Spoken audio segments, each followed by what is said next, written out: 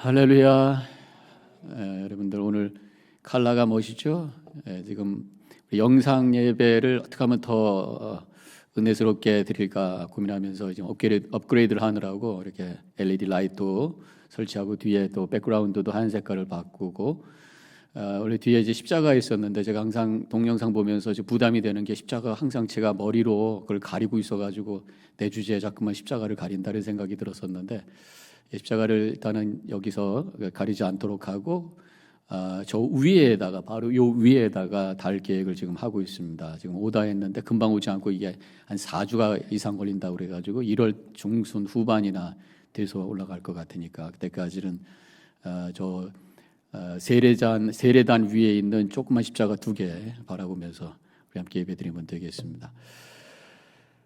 이해해 주시기 바랍니다. 자, 오늘 이제 우리가 대강절을 지내고 있는데 대강절은 예수님의 탄생을 기다리는 것과 함께 또 예수님의 재림을 기다리는 예수님께서 나에게 오시는 그것을 우리가 갈망하면서 준비하는 시간이라고 할 수가 있습니다.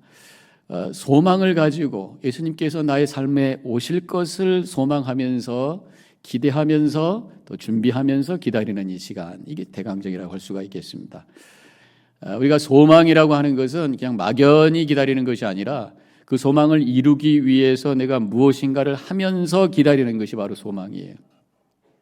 농사 짓는 사람들이 농사를 질 때 가을이 되면 많은 수확을 얻을 것을 소망합니다. 그런데 씨 뿌려놓고 가만히 기다리면서 소망하는 것이 아니잖아요.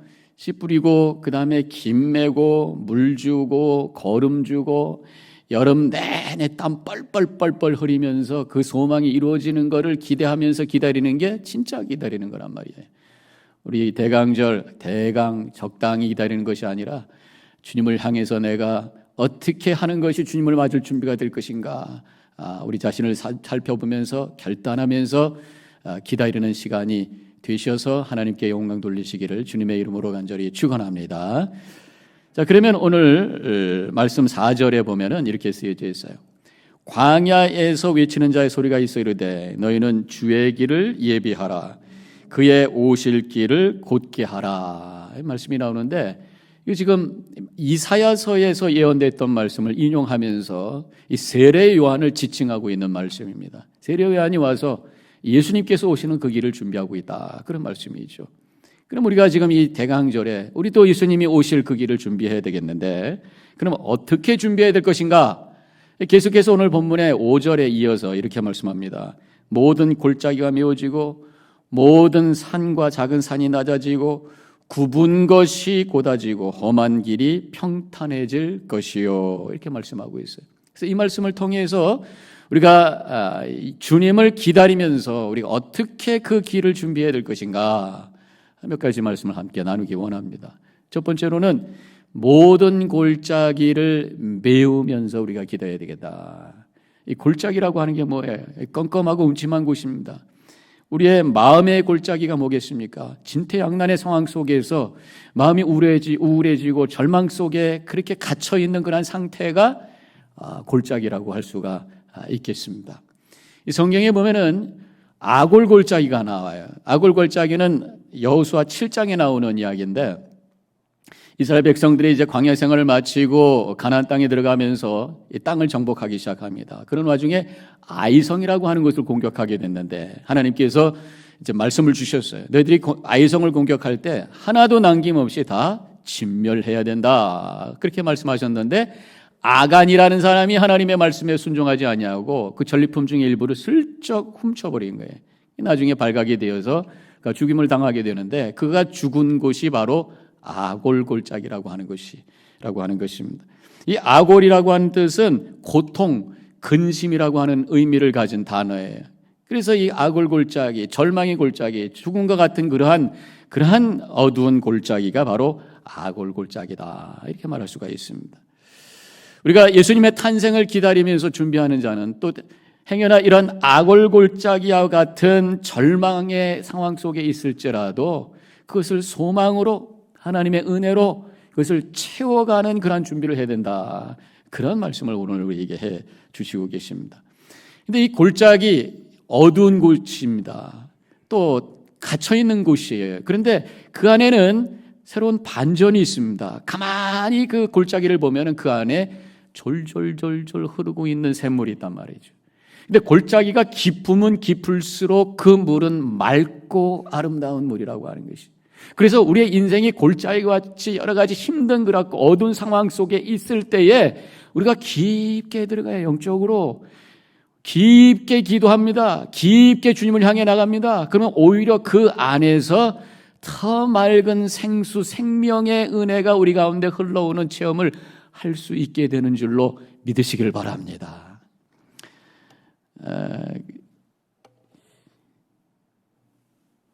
예레미야 2장 13절에는 이런 말씀이 나와요. 내 백성이 두 가지 악을 행하였나니 곧 그들이 생수의 근원이 되는 나를 버린 것과, 그러면서 말씀이 이어지고 있습니다.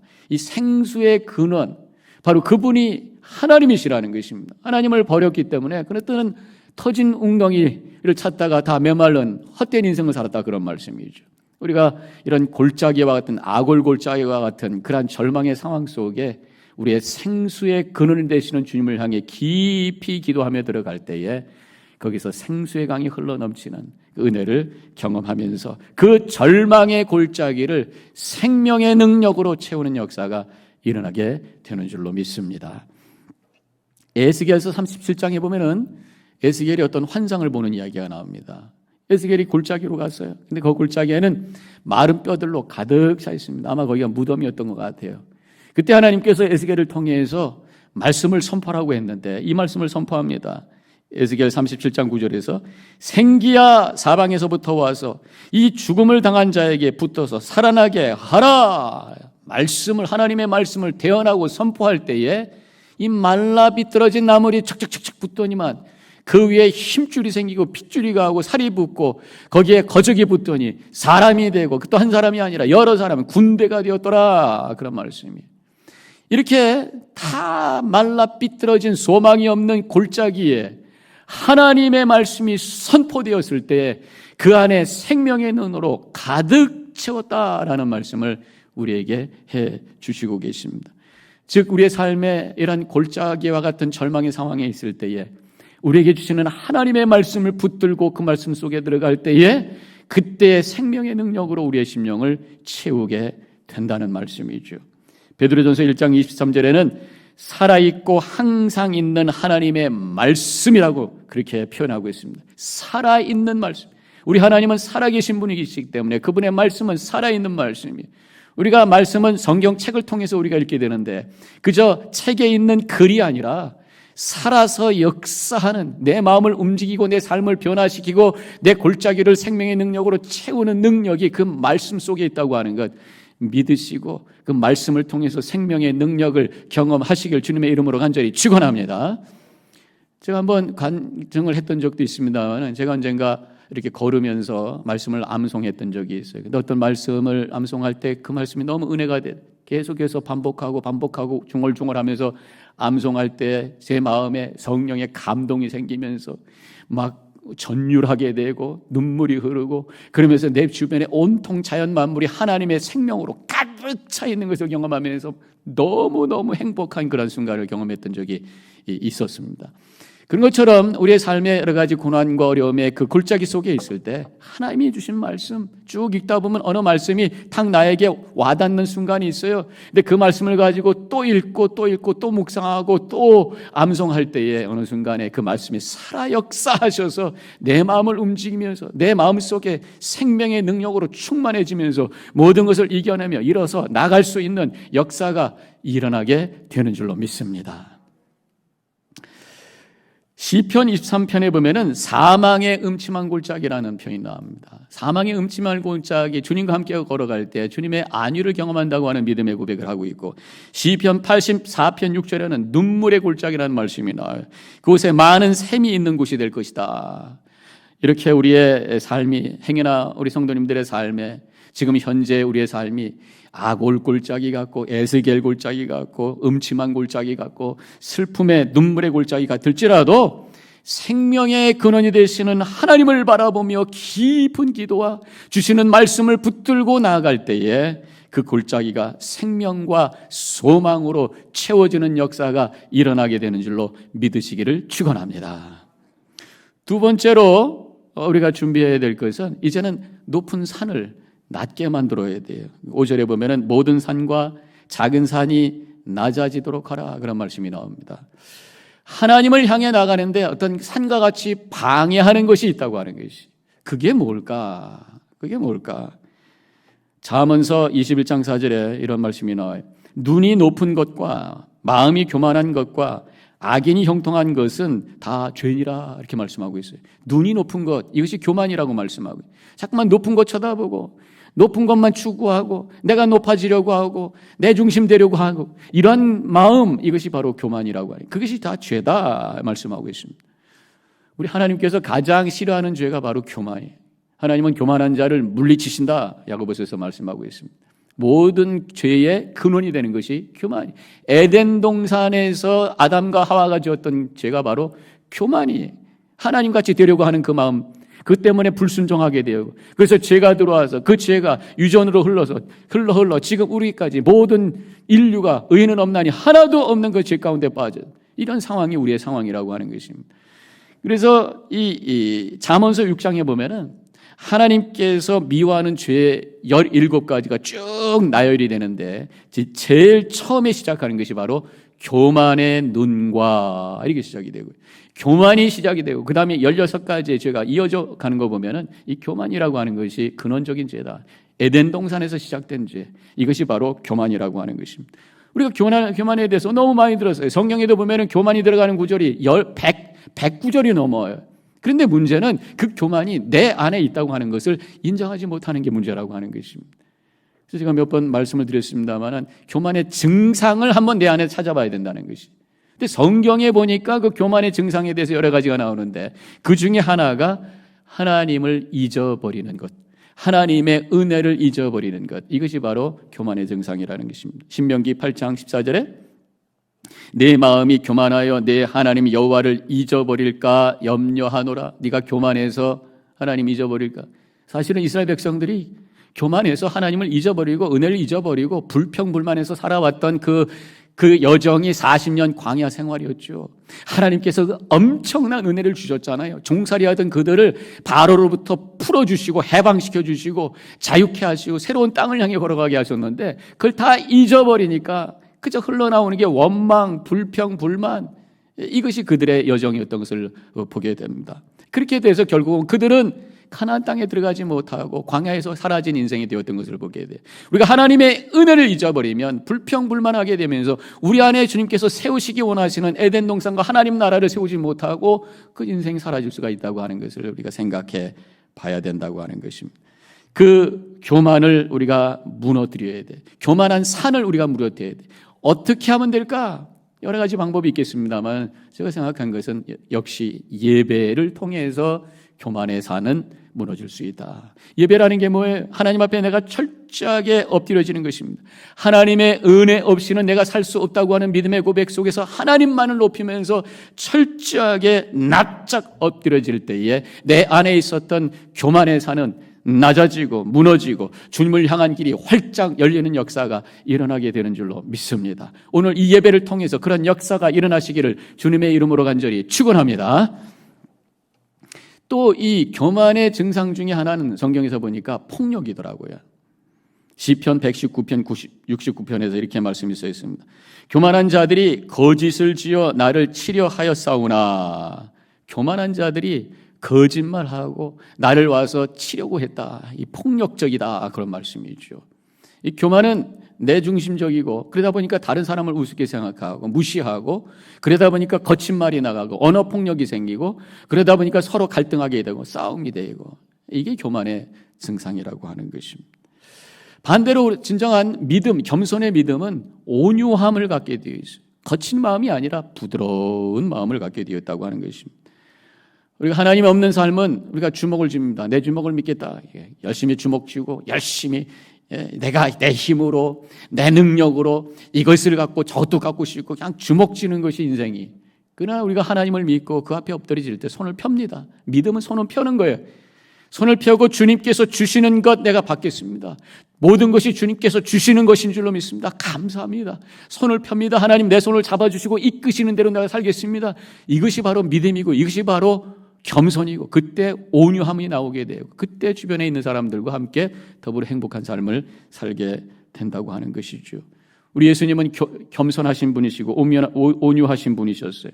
마태복음 11장 29절 나는 마음이 온유하고 겸손하니 나의 멍에를 메고 내게 배우라 그리하면 너의 마음이 쉼을 얻으리라 말씀하셨어요.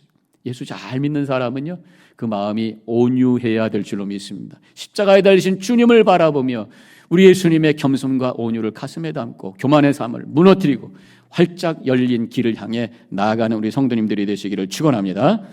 또 한 가지 성경에 나오는 교만의 증상은 영적으로 둔감해지는 현상이 생긴다는 것입니다. 고린도전서 5장 2절에서 너희가 오히려 교만하여져서 어찌하여 통한이 여기지 아니하고 통한 교만해지니까 죄를 몰라. 그래서 회개할 줄 모르고 통회할 줄 모르고 하나님 앞에 뻔뻔한 모습 죄를 져도 양심에 갇히지 않아요. 죄를 져도 영혼이 아프지 않아요. 뭐 세상 이렇게 사는 거 아닙니까? 뭐 그렇게 살아야 되는 거죠. 저 사람도 그렇고 세상 다 그런 거 아닙니까? So what?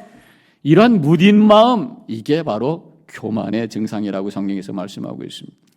그러한 그 교만의 마음, 죄에 대해서 무딘 마음, 사람들이 가서 당신 죄인이요 지적해하고 되는 게 아닙니다. 정죄해서 되는 게 아닙니다.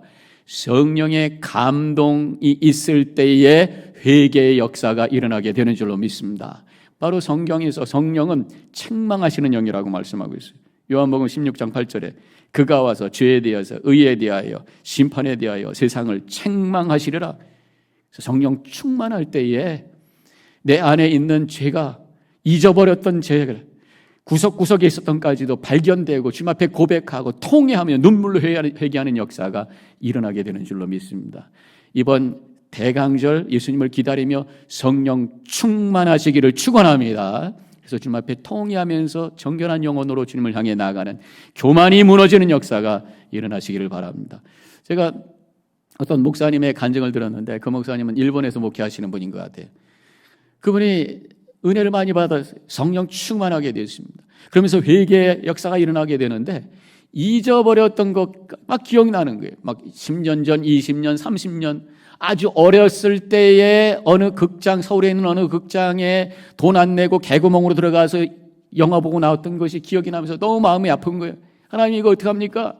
제가 가서 변상하겠습니다. 그리고 비행기 타고 서울에 왔는데 그 극장이 문을 닫았다는 거예요.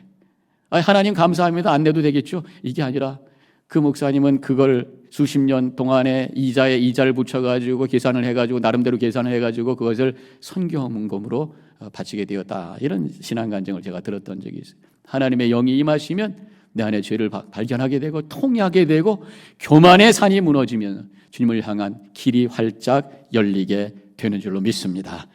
또 세 번째로 우리가 주님을 준비하면서 기다리면서 준비해야 될 것이 5절에 굽은 것이 곧아지고 험한 길이 평탄하여 질 것이요. 꾸불꾸불하고 또 울퉁불했던 이런 것들이 평평하게 만들어져야 된다 그런 말씀. 저는 이 말씀을 우리 인간 관계로 어플라이를 해봐요. 인간 관계가 소통이 잘 돼야 돼. 그래야지 거기서 문제가 없고 서로 행복하고 서로 좋은 관계 속에서 살아갈 수가 있는 거예요. 그런데 그게 뭔가 이렇게 구부렁거리면 뭔가 이렇게 구부러져 있으면 찌그러져 있으면 문제가 생긴단 말이죠. 우리 물이 빠져나가는 게 이제 하수관이라고 그러잖아요. 하수관이 잘 이렇게 길게 곧게 잘 만들어져야 됩니다. 되게 가끔씩 물이 내려가지 않는 경우 보면은 이 구부러진 데서 문제가 생기는 거예요. 저희 집에서도 얼마 전에 이사 간 집에서 물이 안 나가는 거예요. 말고 봤더니 어디가 막힌 것 같아요. 뭐 이렇게 에어로 제가 누르는 거 화장실 그거 가지고도 안 되고 뭐 또 케미칼 가지고도 안 되고 사람 불렀는데 보니까 결국은 지하실에 내려갔더니 거기에 이 T자가 있어요. 옛날 관하고 새로 만든 관하고 연결되는데 어떻게 잘 안 돼가지고 이 T자로 됐는데 거기가 막힌 거라. 이게 쭉 직선으로 가는 데는 잘 뚫리는데 이 커브로 돌아간다든가 아니면 이렇게 T자로 간다든가 기역자로 간다든가 여기서 항상 문제가 생긴다는 거죠. 우리 인간관계도 마찬가지입니다. 관계가 구부러져 있으면 안 돼요. 뭔가 그 속에 의심이 들어가고 거기에 미움이 들어가고 뭔가 왜곡된 그런 관계가 되면은 거기에 오해가 생기고 그래서 갈등이 생기고 싸움이 생기고 문제가 생기고 깨지고 터지고 그런 역사가 일어난다는 것이죠. 그런데 이 관계가 잘 펴지려면 내 인격이 잘 펴져야 돼. 내 마음이 잘 펴져야 돼. 내 마음이 이렇게 삐뚤어져 있으면 보이는 것도 삐뚤어지고 다른 사람을 향한 관계도 삐뚤어지고 그래서 여러 가지 문제가 생긴다 그런 말씀입니다. 그럼 내 마음을 곱게 세우는 방법은 뭐냐? 바로 하나님의 사랑이 내 마음속에 임할 때만이 내 마음이 온전하게 펼쳐지게 되고 그래서 관계가 회복되는 역사가 일어나게 되는 줄로 믿습니다. 그래서 하나님과의 깊은 영적인 교제 속에서 우리 하나님이 나를 그만큼 사랑한다고 하는 것이 내 영으로 깨달아질 때에 다른 사람을 향해서 마음의 문을 열게 되고 품을 수 있게 되고 그래서 진정한 아름다운 소통이 일어나게 되고 교제가 일어나게 된다고 하는 거예요. 그래서 우리는 관계 속에 필요한 것이 사랑이고 또 한 가지는 지혜가 필요하더라고요. 사랑은 하는데 지혜가 없어서 제대로 관계를 유지 못하는 사람들이 있어요. 우리 하나님과 영적인 교제 속에 있을 때 그 사랑의 마음과 더불어 하나님께서 우리에게 지혜도 주시는 줄로 믿습니다. 서인도 제도에 가면은 섬나라인 트리니데드라고 하는 그런 나라가 있는데 그 나라에 옛날부터 전해오는 하나의 이야기가 됩니다. 가난한 한 남자가 있었습니다. 늘 가난해가지고 어떻게 하면은 잘 먹고 잘 살까? 그래서 늘 신령님께 비는 거예요. 지금 우리 집 가난한데 잘 살게 해주세요. 잘 살게 해주세요. 그래서 1년, 2년, 10년, 12년을 빌었어요. 근데 어느 날 신령님이 나타난 거예요. 그래가지고 내가 내 소원을 들어줄 텐데 딱 한 가지만 들어주겠다. 뭐냐? 다시 한번 얘기하라. 막상 얘기하려고 부자가 되게 해주세요 하려고 하다 보니까 아내가 생각나고 어머니가 생각나요. 어머니는 맹인입니다. 안 보이는 어머니. 아내는 아기를 낳지 못해서 늘 걱정하고 있어요. 그래서 가서 일단은 상의하고 나서 다시 제가 간구하겠습니다. 그러고 어머니한테 갔습니다. 어머니 딱 한 가지만 들어준다고 그러는데 뭐 할까요? 그거야 내 눈이 띄어지게 하는 거지. 너는 다른 것 구하지 말고 내 눈이 꼭 띄어지도록 간구하거라. 이렇게 말씀하시고. 그래도 또 아내가 마음이 걸리니까 아내한테 가가지고 여보 이게 내가 지금 응답을 받았는데 한 가지만 간구하라고 그랬는데 어떡할까? 여보 어머니는 이제 조금밖에 못 사실 테니까 우리의 미래를 생각해서 아들을 하나 달라고 그래야지. 무슨 소리야? 막 소리를 지릅니다. 그때 밖에서 어머니가 그 소리를 들은 거예요. 너무 화가 나가지고 이 맹인들이 들고 다니는 이 지팡이를 가지고 막 며느리를 막 때립니다. 며느리는 어머니의 머리끄댕이를 잡고 흔들어댑니다. 집안이 가관이 아닙니다. 그래서 아들이 이거 어떻게 할까? 그래 빨리 그 마을에서 가장 현명하다고 하는 현자를 찾아갔어요. 그 상황을 얘기합니다. 우리 어머니는 눈뜨게 해달라고 그러고 우리 와이프는 아들 낳게 해달라고 그러고 나는 부자가 되고 싶은데 이 신령님한테 도대체 뭐를 어떻게 구해야 되겠습니까? 한 가지만 들어준다는데 그때 이제 이 현인이 이렇게 말을 했다고 그래요. 당신은 가족 중에 어떤 한 사람만을 위해서 선택하면 안 됩니다. 가족 모두에게 좋을 수 있는 것을 잘 생각해서 지혜롭게 결정해야 됩니다. 그러면서 내가 이렇게 알려줄 테니까 가서 기도하십시오. 간구하십시오. 이렇게 하십시오. 저와 아내는 아무것도 바라는 것이 없습니다. 그저 맹인이신 우리 어머니의 소원만 들어주시면 되는데 우리 어머니의 소원은 돌아가시기 전에 달덩이같이 잘생긴 손자가 큼지막하고 두툼한 금사발에다가 밥을 먹고 있는 것을 눈으로 보시는 것입니다. 그렇게 얘기를 했대요. 그래서 그렇게 기도해가지고 결국은 어머니 소원, 아내 소원, 자기 소원 다 이제 갖게 되었다. 뭐 옛날 얘기입니다만은 여기서 얘기하는 건 뭡니까? 바로 지혜로워야 된다. 그래야지 좋은 관계를 만들어간다. 모든 사람을 품을 수 있는 지혜가 필요하다. 그런 말씀이죠. 지혜는 성경에서 보면은 하나님을 경외할 때 잠언서 9장 10절 여호와를 경외하는 것이 지혜의 근본이라고 말씀하셨어요.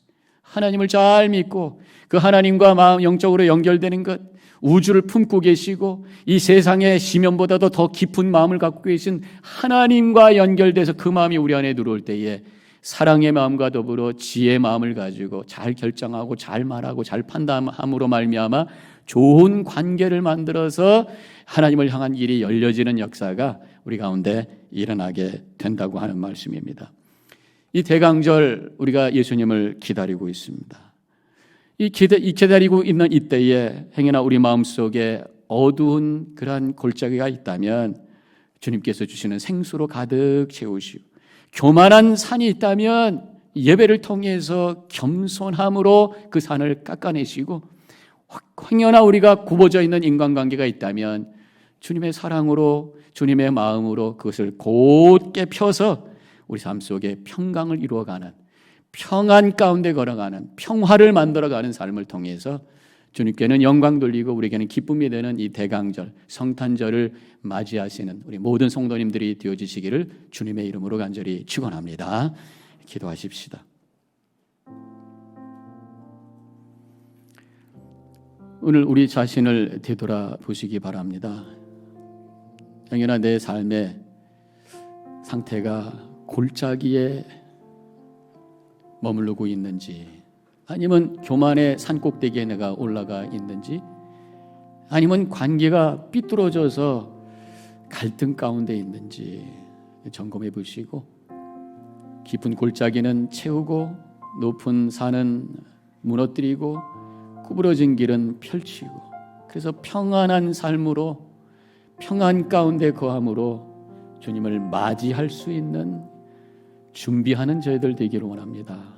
결단하며 기도하는 이 시간 되시기 바랍니다. 잠깐 묵상합니다.